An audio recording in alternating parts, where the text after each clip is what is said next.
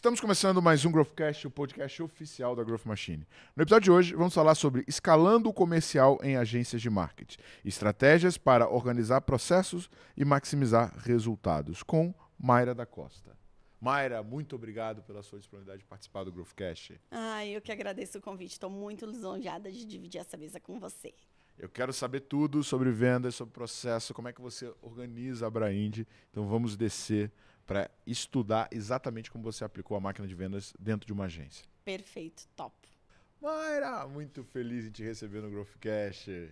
Eu estou muito feliz também com o convite, muito lisonjeada de dividir essa mesa e esse tema tão maravilhoso que você fala tanto e eu também adoro conversar, então eu acho que vai ser incrível. A responsabilidade está alta, hein? Tá alta. Nossa convidada, Mayra da Costa, cofundadora e diretora de relacionamento na Abrainde, traz mais de 15 anos de experiência em vendas e negócios. Mayra já ajudou inúmeras empresas a organizar sua operação, formando equipes autogerenciáveis e implementando metodologias de prospecção consistente. Com sua atuação como conselheira e mentora, ela oferece uma visão estratégica sobre alinhamento entre cultura e organização e processos comerciais.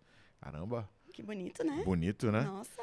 Mas se apresenta, como é que você caiu em vendas? Como é que você começou a empreender nesse mercado de agência, até para a galera conhecer um pouquinho, né? E também, para quem não sabe, a Mayra é membro do High Growth. Isso aí. Né? E está junto com a gente. Verdade.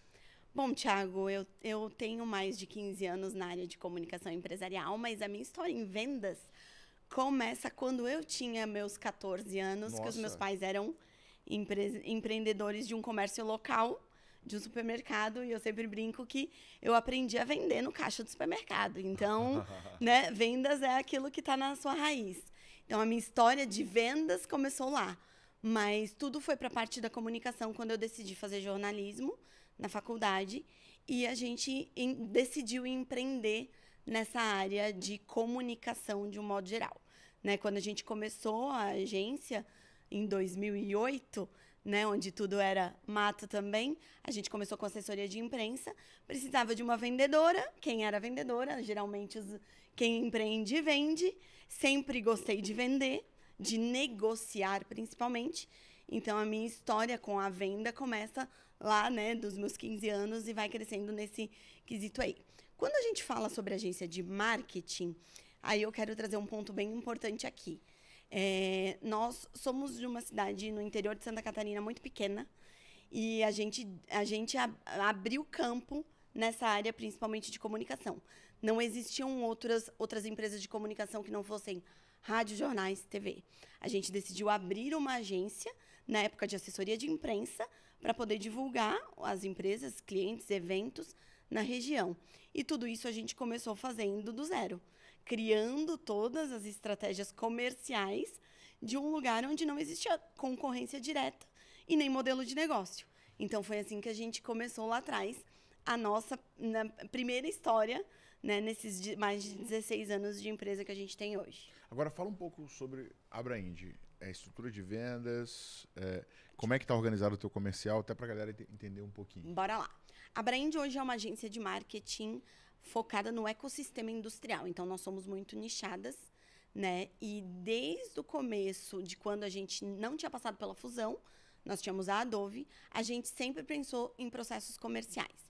Mesmo tendo um time comercial, às vezes eu e mais uma pessoa, a gente já estruturou desde o início. E aí eu vou trazer uma vertente que eu falo muito sobre agência, que é uma real, e você sabe disso que você fala sobre comercial. Vendas não é só dom. Venda é processo. Venda é processo, é pessoas, é tecnologia. A gente precisa ter as coisas muito bem cadenciadas e desenhadas. E a gente tem muito isso dentro da Abrainde. Desde que a gente começou com o processo, a gente tem CRM. A gente começou com CRM simples, depois a gente foi evoluindo. A gente usou, né, Pipe Drive, usou os melhores do mercado. Usou vários também para testar. Mas sempre teve muito a questão dos dados, imputar dados nessas ferramentas para poder crescer. Hoje, a Abrainde já tem uma estrutura comercial maior, com pré-vendas, vendas, pós-venda também, que aí acaba dando o segmento do que a gente criou lá no início. Mas desde o começo a gente sempre estruturou, sempre pensou em processo, pessoas e tecnologia para fazer o negócio crescer realmente. Pegando um gancho do que a Mayra falou, você que está buscando estruturação de processo, ter o setor comercial mais organizado, a gente tem uma parceria com o Pipedrive, onde a gente consegue disponibilizar para quem acompanha o Growth Cash, primeiro, 30 dias gratuito, depois 20% de desconto no primeiro ano. Se você quer criar uma conta gratuita, fazer esse teste, conhecer, começar a organizar melhor o seu setor comercial, está aparecendo um QR Code na tua tela, você pode escanear ele, ou então tem um link na descrição desse episódio. Vai lá, cria a sua conta, vai fazer uma diferença muito grande entre você começar a ter organização e não ter. O que você entende, Mayra, que são os maiores desafios quando a gente olha para uma agência? Assim, cara, vendas e setor de vendas. Porque, né, eu tenho alguns assim que eu pego muito dos clientes da Growth, né, que tanto passam pela imersão quanto que vão para o High Growth. Primeiro é que o próprio dono é o vendedor. Né? E o dono ele tem uma habilidade de achar que ele pode vender qualquer coisa, né, em vez de ter um processo. Por qualquer preço. Segundo é a não previsibilidade e a grande dependência de indicação. Mas, na tua opinião, assim, vendo as agências que vocês ajudam e vendo toda essa dificuldade de conseguir escalar um negócio, né, de serviço, que tem um desafio de ter muito competidor, às vezes aperto de margem e tal, o que você entende que são os principais desafios? Primeira coisa que eu acho muito importante, Thiago, é a agência parar de ser comprada e vender. Porque isso existe muito quando você começa uma agência pequena, por exemplo, o Eugência. O cara começa uma agência porque ele é muito bom em alguma coisa e alguém vai lá e compra o serviço. Ah, eu quero te contratar para fazer minhas redes sociais. Quero te contratar para fazer o meu e-mail marketing. E você vai, não, tá bom. Você dá o preço, vira um negócio e acabou. A agência está sendo comprada. Não é ela que está vendendo. Não é ela que está vendendo. O jogo vira quando você começa a vender. Você ter que criar uma cadência, você ter que criar processo de outbound, de inbound marketing, para ir atrás do seu perfil de cliente ideal. Eu acho que o jogo vira, eu acredito muito nisso, que é quando você para de ser comprado e começa a vender. Quando eu falo que algumas agências usam a questão de comprar quando vendem para todo mundo ou não são nichadas, que acabam tendo uma demanda alta de pessoas querendo contratar o serviço. Eu sou bom no que eu entrego, eu chego, o Thiago vem e diz, Mayra, eu gostaria que a Brand me atendesse, eu vou lá, faço uma proposta comercial, você aceita, o nosso negócio está fechado. Agora, quando eu preciso ir atrás do Thiago, quando eu quero mais pessoas que nem o Thiago como cliente, eu preciso ter um processo, eu preciso ter cadência, eu preciso ter número, eu preciso conhecer taxa de conversão. E aí tem um pecado que muitas agências cometem, e isso é nítido, não só agências, mas empresas, prestadoras de serviços de um modo geral, que é achar que não precisa ter tudo muito bem documentado, ou achar que por ser uma agência eu vou vender na criatividade, no oba-oba, no dom, entendeu? Eu vou vender porque o cara gosta de mim, porque eu vou criar uma conexão com ele, porque ele vai virar meu brother, vai me contratar, eu vou entregar e a gente vai ficar feliz. Então, acho que isso que é um quê também que preocupa bastante quando a gente fala sobre agência, porque a maioria do time, das pessoas que trabalham em agência, tem um quê mais criativo também. Então, acaba achando que vai levar o comercial para o lado de criativo, não, vamos seguir o flow, né? Vamos fazer follow-up quando dá, vamos mandar uma proposta por e-mail ou pelo WhatsApp, e aí acaba quebrando todo o processo comercial, se prejudicando com gatilhos, com estratégias de fechamento, enfim. Nesse sentido, eu acho que é bem preocupante quando a agência pensa nesse viés, sabe? Agora, conta um pouco assim de como está organizado hoje a Brand. Hoje vocês têm pré-vendas, vendas, pós-venda e como está essa estrutura? Tá, vamos lá. Hoje a Brand tem um setor comercial dividido por pré-vendedores, vendedores, closer, hunters, né, como a gente pode chamar, e um time que cuida de pós-venda, que na verdade é mais na parte de upsell e cross-sell dentro da carteira, né?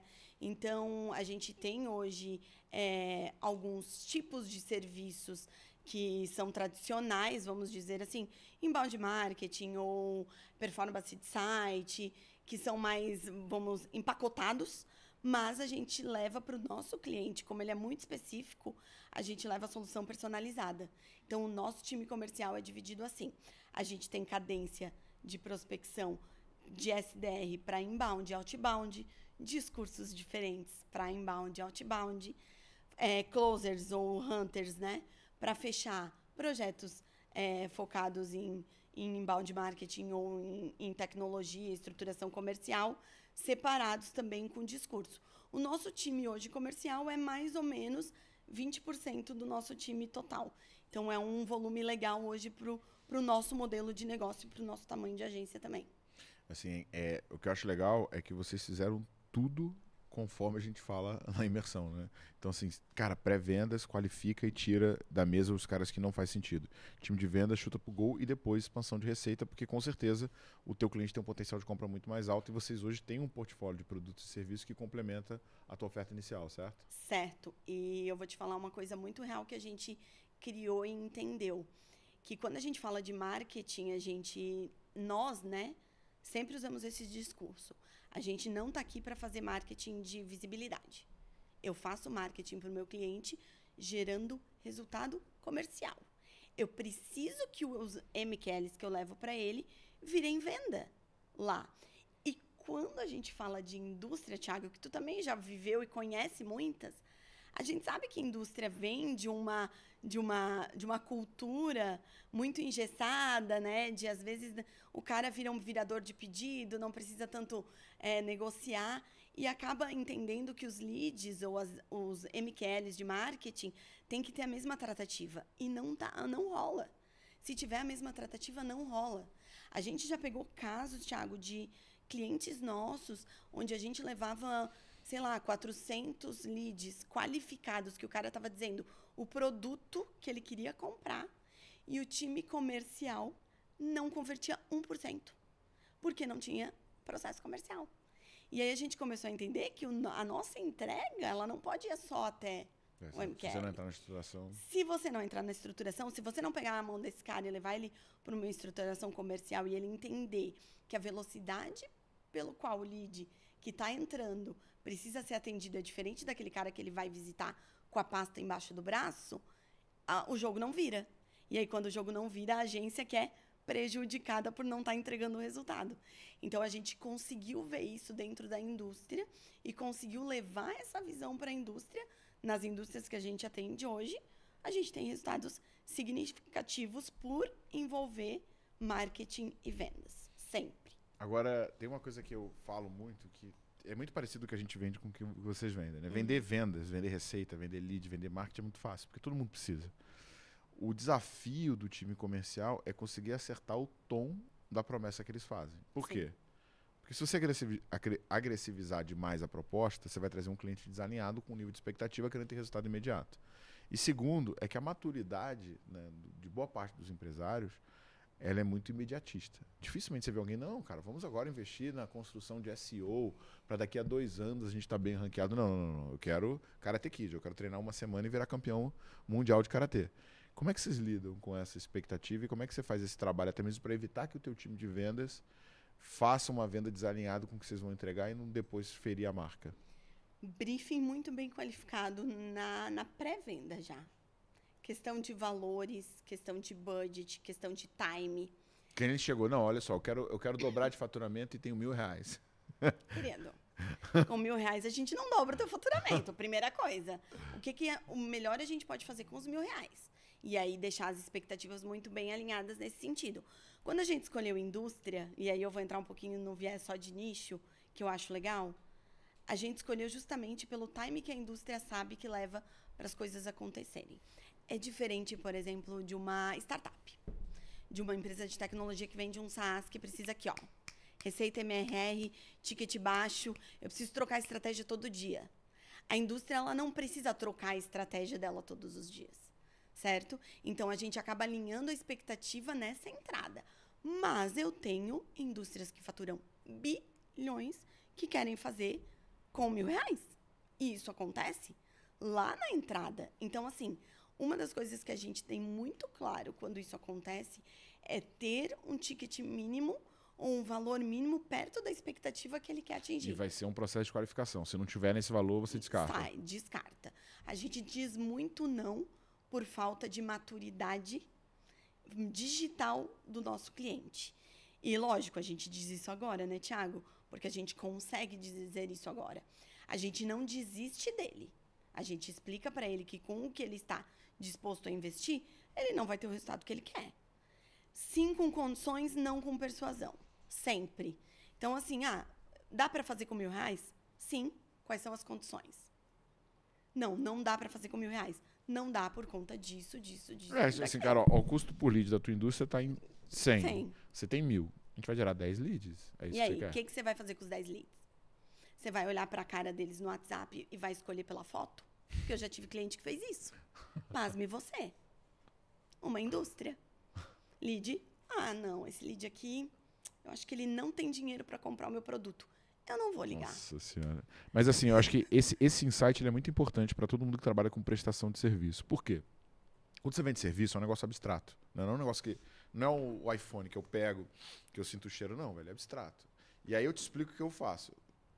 Não necessariamente você vai entender o que eu faço. Você vai pensar na tua cabeça e vai colocar o teu viés. E se a gente não faz esse alinhamento, no médio prazo, eu vou queimar a marca. Ah, não, pô, lá. A Mayra me prometeu mundos e fundos, contratei aqui, nada do que ela me prometeu aconteceu. Será que de fato não aconteceu? Ou será que você não fez o que é necessário ou você não está investindo o mínimo para conseguir chegar nisso? Para mim, eu acho que esse tem que ser o grande ponto. Com certeza absoluta. E eu acho que expectativa, independente do negócio que você tem, agência, consultoria, enfim, precisa ser alinhada desde o início. Ela precisa ser alinhada, porque uma das coisas que a gente aplica lá, hoje eu cuido, Thiago, também do cliente que entra na casa, né? Uma das coisas que a gente aplica lá depois que o cliente entra é um alinhamento de expectativa respondido por ele, sem a nossa interferência. Então, ele preenche um forms de alinhamento de expectativa. Ele entrou com um escopo, vamos dizer, mínimo conosco, e a expectativa dele é dobrar o faturamento. O que o meu time de relacionamento faz? Busca ele e diz o seguinte: querido, com o que você investe hoje em mídia paga, você não vai dobrar o seu faturamento. Você vai conseguir atingir 10 leads. Então, assim, a sua expectativa não vai ser atingida daqui a 3 meses. A não ser que a gente tenha mais verba, mais direcionamento, mais conteúdo, que a gente já consiga engajar, que a gente tenha uma base muito boa de clientes. Então, tem todos os porquês, dá para melhorar aquilo. Mas é a primeira etapa quando o cliente entra aqui. E eu já consigo fazer isso lá na qualificação, lá no pré-vendas. Então, as perguntas hoje de qualificação que o nosso time de pré-vendas fazem já estão alinhadas com a expectativa que eu quero gerar nesse cara depois que ele virar meu cliente. Então, já começa lá atrás. Por isso que, às vezes, muitas oportunidades neste caminho, elas se perdem. Elas viram um cliente que não vai comprar o meu serviço e tá tudo bem também, entendeu? Porque aí ele tá com a expectativa bem alinhada quanto àquilo que a gente acordou no início do projeto. Agora, quando a gente fala sobre construção de time e liderança, né? Como é que é esse desafio? Qual que é o perfil do closer certo para vender agência? Esse cara tem que ter tido já uma vivência de agência? Dá para trazer um cara mais júnior? E como é que vocês fizeram isso na estrutura de vocês? Para mim, que vem de 15 anos da minha vida, né? Eu fui closer há muitos anos de agência. Precisa ter conhecimento técnico mínimo para conseguir tirar as objeções na hora do fechamento. Eu não sei operacionalizar a grande maioria das entregas que a Abraindy faz hoje. Se tu me pedir para subir uma campanha, eu não vou saber sentar e subir uma campanha. Mas eu sei todo um funcionamento, como é feito, quais são os processos, quais são as métricas e o resultado que essa campanha pode dar. Então, eu acho que um bom closer de agência, ele precisa ter um conhecimento mais generalista das entregas, de como elas são feitas e executadas. E não necessariamente saber fazer, mas ter o entendimento disso. E te digo que o SDR, para high tickets, para projetos com valor de receita recorrente maior, também é interessante ter pelo menos uma base de marketing para não falar besteira para o cara, né? Para não entrar talvez num viés de conversa onde acaba se matando ali as duas pessoas acabam discutindo números ou coisas que não tem muito a ver com a entrega que vai acontecer. Mas, para mim, um bom closer ele tem que ser generalista e entender dos processos do que a agência vai entregar no final. E não tem jeito, né? Principalmente quando a gente fala de vender serviço, você precisa ter conhecimento sobre o que você está entregando. Porque senão, pior ainda do que não vender, é ele vender errado, né? Porque aí é churn na veia e muitas vezes o cliente não vai nem se pagar, você já vai estar perdendo ele. Então, acho que esse é um ponto bem importante. E outra coisa é que, puta, velho, eu acho que a maior bucha de agência são as outras agências. Você nunca pega um cliente que não está machucado. Ele já passou por alguém que fez promessa, que criou expectativa, que ele botou dinheiro e que não deu em nada. Né? Quantos desses você pega? Sabia que é o que mais a gente gosta de vender? É mesmo? Por quê? Porque aí ele já tá vindo com uma experiência ruim, que eu tenho certeza que em 3 ou 6 meses eu vou fazer pelo menos trocar a opinião dele sobre a agência. Mas ele pelo menos vem com uma maturidade, né? Ele vem com, tipo, saber o funcionamento. E como a gente é muito processual, a gente tem os processos muito desenhados. Se você pegar um cliente que entrou, a gente tem cliente agora que está no high aí, que entrou com a gente 3 meses, ela falou, gente, o que vocês trazem em 3 meses de visão de marketing, não de entrega de lead, porque em 3 meses você não entrega muita coisa, mas de processo e de entrega, dá 10-0 naquilo que eu tinha na agência anterior, que eu não conseguia nem saber para onde eu estava indo. Então, o cara teve uma experiência ruim, isso acontece muito, mas pelo menos ele tem uma maturidade de saber como que funcionam as entregas. Quando a gente pega um cara 100% imaturo, é um problemão como agência. Porque aí o cara acha que sabe. Ele acha que ele conhece algoritmo. Ele acha que é muito mais fácil. Acha que é só apertar o play, que o sobrinho fazia. E aí acaba dando um esforço muito maior para a gente conseguir reverter essa situação com ele.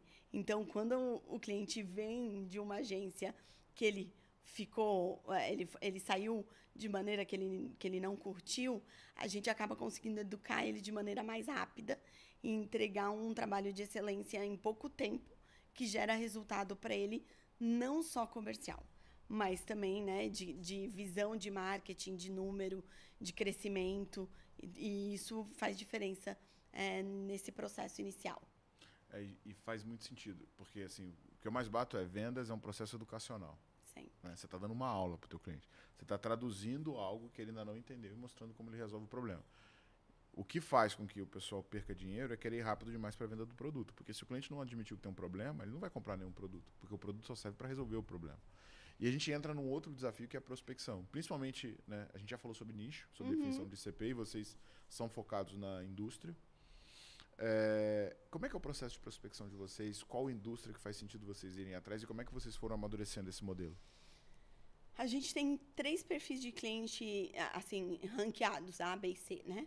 O maior são indústrias que já têm time de marketing interno, mas que não tem braço suficiente para fazer uma estratégia de prospecção. Porque ele já viu que é importante, mas ele não consegue fazer. Ele tem 3 pessoas de marketing que cuidam de feira.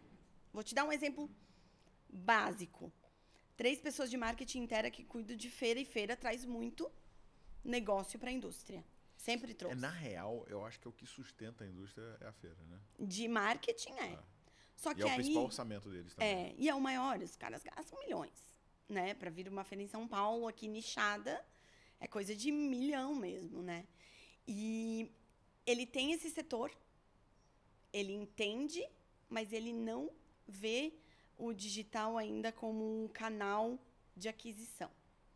Então, esse cara, ele tem a gente vai ter uma educação para fazer com ele, a gente vai ter que mostrar número, mas a gente consegue trazer mais dado para a mesa, que é um pouco diferente do que uma feira, por exemplo, te traz. Ela te traz negócio, mas você não metrifica. Quantas pessoas visitaram o teu stand? 100 pessoas. Das 100 pessoas, quantas viraram oportunidade? Ok, você consegue criar uma cadência, mas no digital você consegue. Quantas pessoas baixaram um material? Tem muito mais tracking, né? Quantas pessoas baixaram um material específico? E aí eu vou te falar, é muito raro o caso quando a gente consegue acertar o perfil de cliente do nosso cliente, que esse cara vai ficar no fluxo de nutrição e não vai comprar. Porque ele vai passar por... Ele pode demorar para comprar, ele pode ter compras mais rápidas, mas ele vai passar por um processo de educação do produto do nosso cliente que vai fazer com que ele fique na base ou engajado com a base mais tempo e que a gente consiga direcionar. Dentro de budget, aí, Thiago, hoje, graças a Deus, a gente tem um budget mínimo, né, de investimento para a indústria.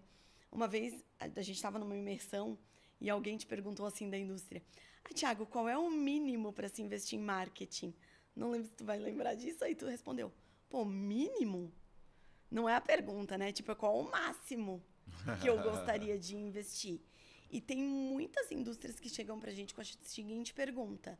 Quanto do meu faturamento eu tenho que destinar para marketing? Faz muito mais sentido, né? Você pega hoje dados de mercado de 7% a 10%. O cara diz, não, mas pô, minha margem de lucro não é 5%, porque a margem de lucro da indústria é baixa. Mas é sobre o faturamento e para marketing como um todo. Uma feira custa quanto? O digital tem uma parte desses 10%, mas aí vai muito sobre posicionamento, sobre qualidade do lead, sobre valor por custo por clique. E aí tem outras variáveis para dizer. Mas eu sempre falo para o cliente, se eu tiver R$1.000, eu vou fazer o que dá para fazer 1.000. Então, hoje a gente limita, tá? A gente tem um limite interno para dizer, se o cara não tiver um budget de, no mínimo, R$10.000 de FII, de mídia paga, desculpa, que não tem a ferramenta de automação. Então, tem uns checkpoints ali que a gente, graças a Deus, hoje limita para poder atender esse cara, para eu conseguir entregar aquilo que ele espera que eu vou entregar para ele, basicamente. E conta um pouco assim sobre como foi a superação de vocês. Quais foram os principais desafios que vocês enfrentaram nessa ponta de vendas, né? E o que vocês implementaram que você acredita que fez mais diferença para vocês estarem tendo a escala que vocês estão tendo e os resultados que vocês estão conquistando? Comercialmente, desde o início, a gente sempre teve tudo muito estruturado. Então, isso eu não falo só, mas principalmente para agência, mas vou falar como um todo. Cara, ter um playbook de vendas, fatalmente. Hoje, né, hoje a gente tem várias ferramentas que conseguem trazer isso, né, de maneira mais virtual, enfim, mas ter isso muito estruturado e ter delimitado quem a gente não quer. Mais importante de quem a gente quer é saber para quem que a gente não quer vender. E aí, às vezes, as pessoas falam, mas vocês já podem escolher. Não, obviamente, hoje a gente já consegue escolher. Mas eu saber para quem eu tenho que dar o não, me torna melhor naquele que eu vou dar o sim. Então, para toda e qualquer agência, o que eu digo é, saiba para quem você não quer vender. Porque uma venda errada, e você sabe, você vende serviço, você sabe como é. Uma venda errada é uma saída certa. Fato.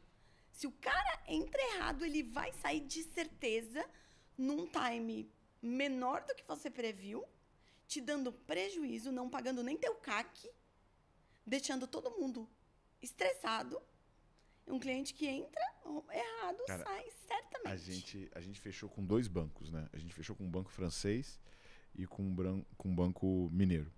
E pensei, pô, cara, os caras têm dinheiro pra caramba, vai ser sensacional, vamos explodir, vamos ficar eternamente aqui, vai ser um contrato com um LTV enorme. Cara, o banco, ele tem um negócio chamado segurança. Você não consegue trocar um documento com o banco. Nada sai do banco e nada entra.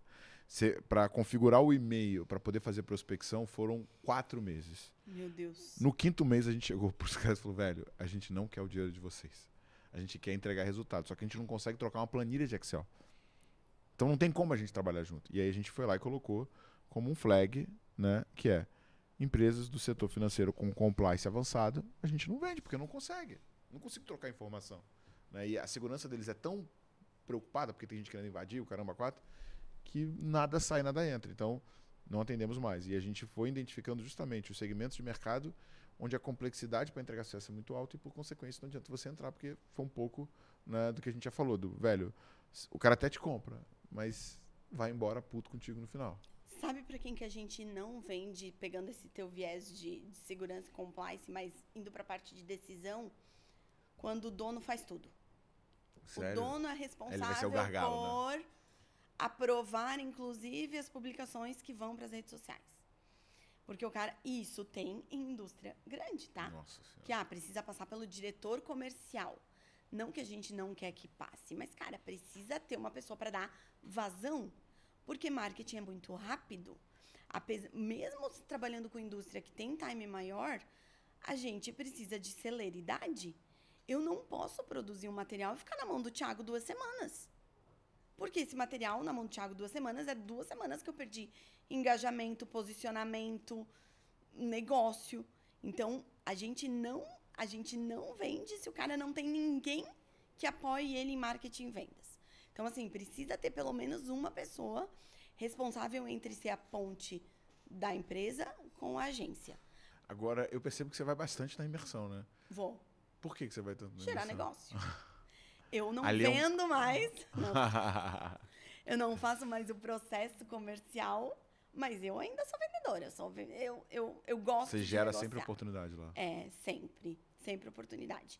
E não só oportunidade de gerar receita para a Abraindi, mas oportunidade de melhorar os processos da Abraindi também, que fazem muito sentido para o negócio quando a gente está em um ambiente que nem nas imersões. Então, você acaba pegando o microfone e dando um pitchzinho que nem é venda, só que o cara fala, essas meninas entendem. Então, eu quero sentar com elas depois para tomar um café para entender como é que elas fazem. E aí, isso acaba gerando um negócio. Então, eu sempre vou com esse olhar. A gente vai botar, vou falar para Letícia, vamos fazer uma mentoria dentro do High Growth com o teu playbook de geração de oportunidades dentro da imersão Growth Machine. Eu tenho metas de geração de oportunidade dentro das Sério? imersões da Growth Machine, dos encontros do High. Metas, inclusive, de quantas vezes eu vou falar ao microfone. Caramba, gostei de ver. Não, vamos... Uai. Eu quero saber o que tu testou, o que tu não testou e vamos ensinar os outros. Porque tem gente, cara, que vai pro ecossistema e não usa, né? E eu fico, puta, eu dei essa puxada de orelha no último encontro lá de Natal. Eu falei, cara, você não vai esperar que eu vou lá vender por você. Ninguém vai fazer isso por você. Se você não fizer por você, quem que vai fazer por você? Eu brinco que a gente sempre tem que ter... Se a gente não for cara de pau, a gente tem que ter um amigo cara de pau. Sabe? Isso é muito boa. E isso é venda. Se você não... Um não você já tem. Quando você vai negociar qualquer coisa... Cara, eu falo muito isso. Eu também gosto muito de ligar vendas com rentabilidade. Eu falo muito de financeiro e tal. Cara, um não você já tem. Quando você vai comprar um produto, independente se você é consumidor, você já tem... custa R$10 essa caneca. Beleza. No Pix é 10 ou tu faz no Pix 9? Não, eu faço 9 no Pix, porque no cartão eu ia ter uma taxinha, então... Cara, um não eu já tinha. Qual é a dificuldade de eu pedir ou negociar? Eu não estou desdenhando que a tua caneca não vale 10. Eu estou te fazendo uma contraproposta. Você vai me dizer, não, eu te vendo por 9. Mas não, eu não te vendo por 9 porque o meu custo... Ok. Então, eu sempre acho que precisa ter esse viés de lembrar que o não você sempre vai ter. Independente... Se você não perguntar, o não você já tem. Então, você precisa ir atrás do sim. Para mim, é isso. Desde que eu comecei a vender... Eu nunca contava os sim, eu contava quantos não faltava pro sim. Então, assim, se a cada 10 não eu ganhava um sim, todo não eu não ficava triste, eu só pensava, é um a menos pro sim. Total. É um a menos pro sim. Porque é esse o espírito que o vendedor precisa ter. Ele precisa levar 10 não para ganhar um sim, e ele precisa estar de boa, feliz, bem-humorado, né? Para não deixar aquilo incomodar a inteligência emocional dele. Mas eu sempre contei quantos não faltava para chegar ao meu sim. E era isso que fazia o negócio girar e que faz até hoje. A gente sempre pensa nisso. Quantos não faltam para aquele sim daquela proposta que está na mesa hoje? Assim, mas sabe que tem uma coisa que eu falo muito na imersão, né, e eu falo em tudo que é lugar, né, que é aquela estatística lá da Endeavor, que somente 1% das empresas cresce mais do que 20% ao ano. E a gente, né... Cara, o High Growth surgiu justamente para isso, né? Para criar esse inconformismo, para fazer esse movimento, para criar exemplo, para mostrar para a galera, para trazer pessoas que provocam, que geram desconforto. Só que o tempo inteiro, o teu desafio de ter um time de vendas já não existe mais, porque você já tem um time de vendas, né? O teu desafio de escalar vendas não existe mais, porque você já escalou vendas. E eu penso muito nisso, assim, porque passam lá 130 pessoas, né, pela imersão todo mês. E quantas dessas pessoas entraram em armadilhas que estagnaram o seu negócio, sabe? E quanto a gente escuta a pessoa reclamando, não, estou repetindo faturamento, não estou crescendo e tal. E uma coisa que eu me preocupo muito é como que eu gero desconforto para o Thiago, sabe? Como é que eu vou para uma posição onde eu vou estar preocupado, onde eu vou ter que executar mais, onde eu vou ter que intensificar, né? Então, para a galera que acompanha o Instagram, viu ali eu falando do escritório de São Paulo, né? É legal? É. Mas e o boleto? Tu vai ter que correr atrás para pagar, né? De novo, me tirei do desconforto, né? Só que eu sou maluco, né? Eu fico criando cada vez um desconforto mais alto. Daqui a pouco eu vou pra lua, não sei pra onde é que eu vou. Mas assim, uma coisa que eu ia provocar a Karine no podcast dela, que eu não falei, mas eu vou falar pra você, eu quero data. Quero data de quando vocês estão em São Paulo. Começou. Tá? Porque, assim, olha, eu vou te falar, o meu livro, é difícil eu falar um livro favorito, mas um dos livros que eu gostei muito que eu li, inclusive quem me passou foi o Paulo da FBIS. Tô com saudade do Paulo, tem que até combinar um papo com ele. Chamado Os Quatro, do Scott Gladwell. Os Quatro fala da Apple, da Amazon, do Facebook e do Google. O último capítulo dos Quatro, o que ele explica sobre ir para uma metrópole? Ele fala que quando você sai da sua cidade, na tua cidade você provavelmente deve ser a melhor agência da cidade de vocês. A que mais cresceu, a que mais estruturou, e sem considerar que vocês já têm uma cabeça maior do que as pessoas que vocês convivem, porque vocês estão o tempo inteiro em eventos, em ambiente de desconfortável e tal, que faz vocês crescerem mais. E a tendência numa cidade do interior é que as pessoas se acomodem, né, naquela realidade ali, porque é menos provocada. Então você já tem essa provocação diferente deles. Deve ter um montão de gente que fala assim, nossa, é maluca essa menina, o que ela está fazendo da vida dela e tal.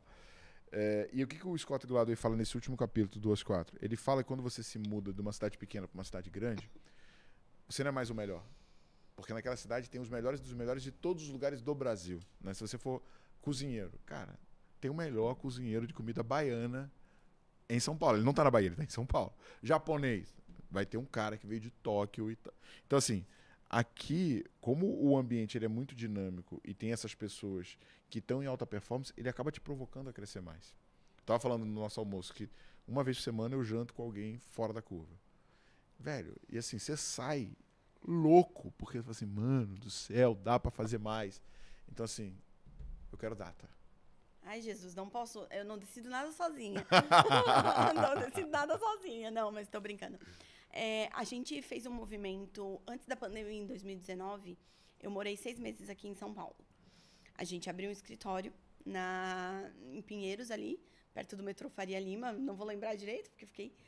E foi pensando nisso, antes.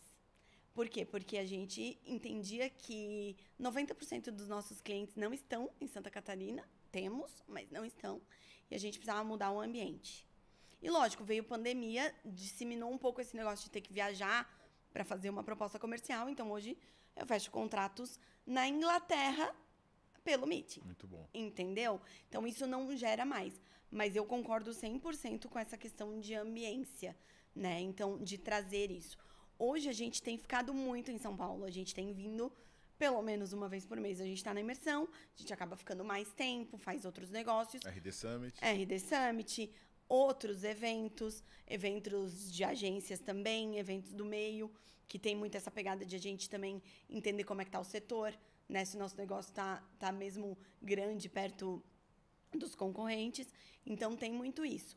E eu acredito muito, e eu sempre brinco que quando a gente vem para São Paulo, a gente vem para 20 anos para frente e volta e está tentando levar isso para a cultura lá. Hoje existe a questão de qualidade de vida e tal, que isso não vem ao caso, mas que a gente entende que estar aqui, realmente, a gente consegue oportunidades diferentes. Ah, precisa de alguém para falar? A gente vai estar ali para falar. Precisa de um evento amanhã, eu tenho um convite sobrando? Tá aqui em São Paulo? É tudo mais rápido e fácil, perto do ecossistema. Mas eu busco muito isso dentro das ambiências que a gente convive. Tipo, por exemplo, ter entrado, né, no High Growth, foi pensando nisso, Thiago. De novo, aqui nem tu falou, a nossa estrutura comercial hoje é ok. Eu aprendo toda imersão. Toda imersão a gente muda alguma coisa. Toda imersão a gente leva uma coisa diferente. A gente não tinha dia de fechamento. Agora a gente tem. Por quê? Porque a galera faz um... Cara, se um faz, eu vou fazer, vai dar certo. Entendeu? Sempre leva isso... A gente sempre aprende, né? Mas entender que também a gente consegue crescer com esses points que a gente tem. E quando a gente veio, foi pensando na ambiência. O que eu posso levar para esse grupo e o que eu posso receber de volta. Eu sempre acreditei que qualquer tipo de network não é o quanto você recebe, é o quanto você se doa. Isso para tudo. O quanto você está disposto a ajudar. O quanto o Thiago ajuda a gente. Quando a gente também ajuda o Thiago. Né? Independente do nível, do grau de conhecimento, são empresas diferentes, são negócios diferentes, mas as dores são as mesmas, em proporções diferentes. E às vezes você conhece uma pessoa que é o que faltava na Growth Machine. Exato, às vezes conhece uma pessoa, às vezes conhece uma ferramenta, né? Estou precisando de uma ferramenta X. Falei, eu tenho um cara que tem essa ferramenta. Meu, a pessoa vai vir pro RAI, de certeza. Eu tenho certeza. Chegar para ele e vou dizer, olha, você consegue aumentar a sua escalabilidade trazendo a sua ferramenta para o RAI. Você vai fazer negócio. Você vai ter retorno. E foi o que a gente pensou desde o início. Além do crescimento profissional, o crescimento pessoal. E o que você disse é verdade. Hoje a gente volta, e aí não estou sendo arrogante, né? Porque às vezes tem isso. Mas hoje a gente volta, a gente vem para São Paulo, volta para Santa Catarina, as pessoas querem jantar com a gente. Vocês olham uma para outra, né? Não, Thiago, as pessoas querem jantar. Tipo, eu vou fazer um jantar lá em casa. Eu participo de um grupo de mulheres empreendedoras de lá. A gente faz um encontro todo mês. Todo mês a nossa imersão é pauta. O que você aprendeu lá? Quem é que tava? Como é que é? Como é que não é? O que vocês foram fazer em Alphaville? Que não sei o quê. Um pouco de modelagem, né? De tipo, eu também poderia estar, mas aí tem outros quesitos da vida que acontecem. Mas isso é muito legal e gratificante pra gente. É lógico que vale a pena a gente levar isso pra nossa cidade, mas a gente vem aqui e ganha muito mais vindo pra cá e conseguindo levar esse espírito, né, de crescimento para lá. Então, sabe que na primeira empresa que eu aprendi a montar máquina de vendas, né, mais ou menos na mesma época, né, que a Karine falou que ela virou parceira da RD, acho que foi 2011 para 2012, eu virei cliente da RD. Acho que eu fui o 12º cliente, um número assim, tipo, eles não tinham ninguém. E aí eu fechei eu tinha uma empresa que era um software de gerenciamento de projetos. Eu fechei com a Cassol, né, que é um varejista grande lá de Santa Catarina. E aí eu fui lá dar treinamento para os caras, aproveitei que fui dar treinamento, fui dentro da RD. A RD, cara, era uma salinha pequenininha, velho. Tipo, 1/5 disso aqui. E todas as quintas-feiras, não sei se você se recorda disso, eles tinham um churrasco que eles faziam. E eu fui sexta. Quando você vai sexta, o escritório fedia a carne queimada, né? Do churrasco do dia anterior. Aí eu fui a primeira vez, uma salinha. Foi a segunda vez, meio andar. Foi a terceira vez, um andar. Foi a quarta vez, 2 andares. E, cara, eu voltava pra dentro da empresa. Parecia que tinha um violino, aquele violino do Titanic afundando. E as pessoas calmas, lentas, sabe? Eu queria matar um. E eu ficava deprimido, que eu falava assim, mano, eu quero essa vida aqui desses caras, crescendo pra caramba. E eu acho que é um pouco do que vocês acabam sofrendo, porque é uma outra velocidade que gira aqui e vai girar a cidade de vocês. Então, essa provocação eu faço o tempo inteiro pra... Porque eu quero, né? Eu quero ver vocês explodindo cada vez mais, porrando cada vez mais. Eu não vou te dar dia e mês, mas 2025, com certeza, a gente virá mais para... Registraram. Ter uma segunda casa em São Paulo, pode ser? Não. Está gravado. Gravar mais podcasts aqui, né? Vamos cobrar. Mas eu acho que... tu já fala isso muito, enfim... Eu maratonei os podcasts da Growth quando eu entrei na imersão. Foi uma meta, assim. Toda viagem eu ouvia um. E, tipo, todos os dias na academia eu ouvia um. Porque eu pensei, cara, e tu sempre lança, daí tu nunca acaba, né? Tu fica assim, né? Precisa fazer uma maratona. Mas foi uma das coisas que eu pensava era em como que a gente consegue agregar valor também nesses conteúdos que hoje, querendo ou não, são disponíveis e de graça ali para as pessoas, né, ouvirem e tal. E quando a gente traz essa visão do negócio para uma realidade menor, que nem é lá, não tem mais fronteira, né, Thiago? A gente estava falando isso antes. Hoje a gente tem um cliente internacional. A gente tem um cliente que a gente atende na Inglaterra.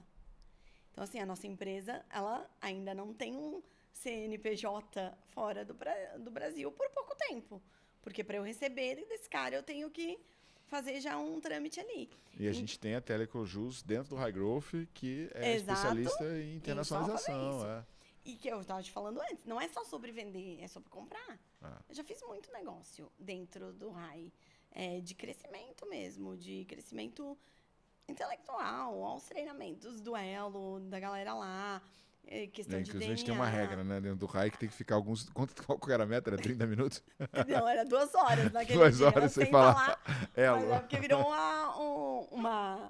um grupo fechado, né? O Hugo já tá com data pra ir? Vai em novembro, Hugo, vai. Opa, esse eu quero ver. Não, resgatar o Hugo lá.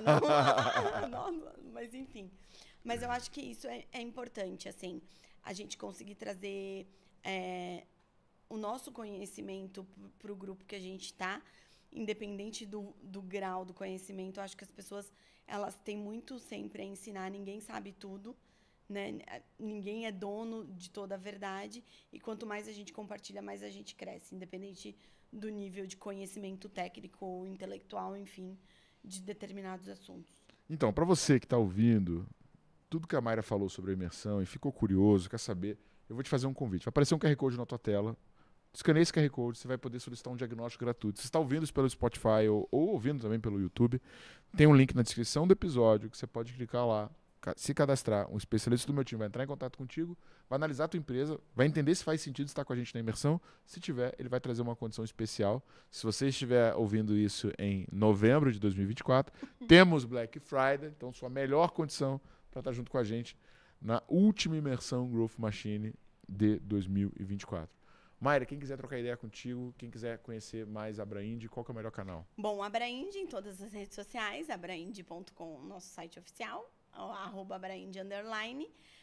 Os meus canais digitais também são todos Mayra da Costa, LinkedIn, Instagram, TikTok, tem de tudo. Então é só chegar nos nossos canais. Eu sempre estou muito disposta a trocar ideia. Eu acho que o quanto mais você compartilha, mais você aprende.